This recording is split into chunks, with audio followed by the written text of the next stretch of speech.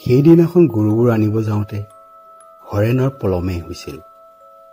বেলি ডুবু ডুবু আকাশত নদীৰ বালিচৰেদি গৰুকেইটা লগত লৈ আহি আছিল।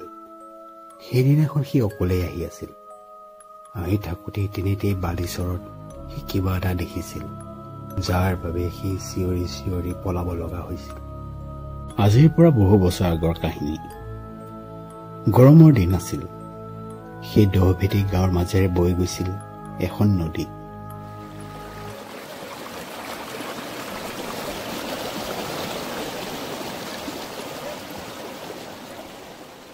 গৰমৰ দিনত যে সেই নদীখনৰ পাৰত গৈয়ে ভাল লাগে।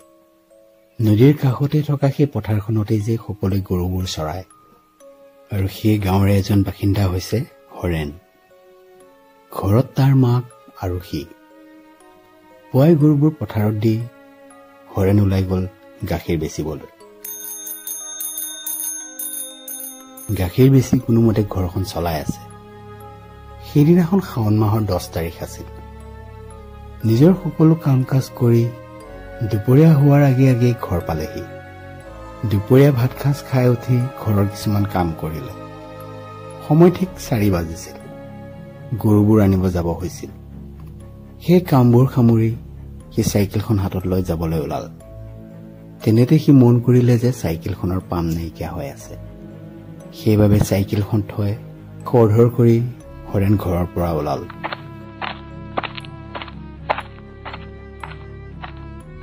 সেই গাঁৱৰ পৰা কমেও 5 কিলোমিটাৰ দূৰত সেই পথাৰখন। গুণ গুণাই এখোজ দুখোজকৈ সি গৈ আছিলে। গৈ গৈ মাজবাট পাইছিলেই। তেতিয়ালৈ সকলো পথাৰৰ পৰা ঘূৰি আহিছিল। সকলোকে গুচি অহা দেখি সি বেগাই যাবলৈ ধৰিলে। সময় তেতিয়া 5 বাজিছিল যেতিয়া সি পথাৰখন গৈ পাইছিল। গোটেই পৰিৱেশটো যেন নিজান হৈ পৰিছিল। সেই কাষতে থকা নদীখন যেন ভয়াল হৈ পৰিছিল তাৰ বাবে। সি বেছি পলম নকৰি গৰুবোৰ লগত লৈ তাৰ পৰা ওলাল।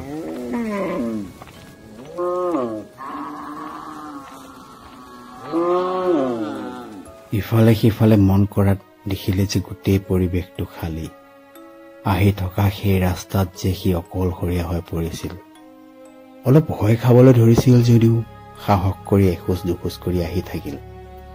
আহি থাকোঁতে সি নদীৰ বালিচৰত দেখিছিল এজনী ছোৱালী। মনত অলপ সাহস আহিছিল। ভাবিছিল আৰু এজন কোনোবা আছে। সেই সাহসতে এখোজ দুখোজকৈ গৈ সি মাত দিবলৈ গ'ল। এখোজ দুখোজকৈ গৈ আছিলে। তেনেতে গৰুবোৰ চিঞৰি চিঞৰি দৌৰিবলৈ ধৰিলে।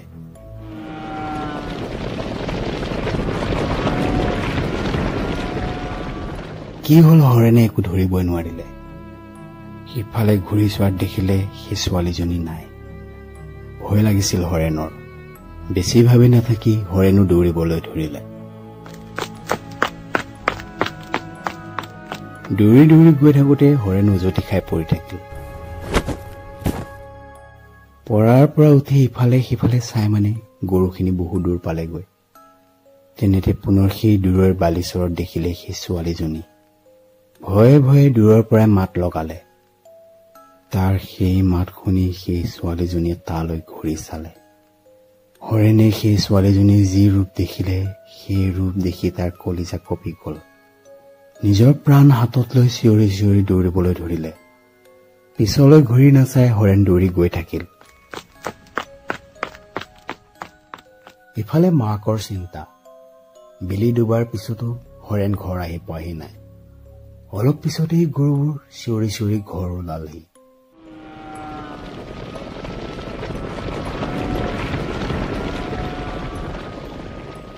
গৰুবোৰৰ লগত হৰেণক নেদেখি মাকৰ চিন্তা হ'বলৈ ধৰিলে। এখোজ দুখোজ কৰি পদূলিৰ মুখলৈ আগুৱাই গ'ল। অলপ সময়ৰ পিছত হৰেণো চিঞৰি চিঞৰি কান্দি কান্দি ঘৰ ওলালহি। তাৰ সেই ৰূপ দেখি তাৰ মাকে তাক সুধিলে কি হ'ল। হৰেণে সকলোখিনি কথা ক'লে। পিছদিনাখন গাঁৱত কথাটো ওলালে। বহুতৰে মনত সন্দেহ হ'ল। সেইদিনাখন সঁচাকৈ হৰেণে ভূত দেখিছিল নে তাৰ কিবা ভ্ৰম হৈছিল।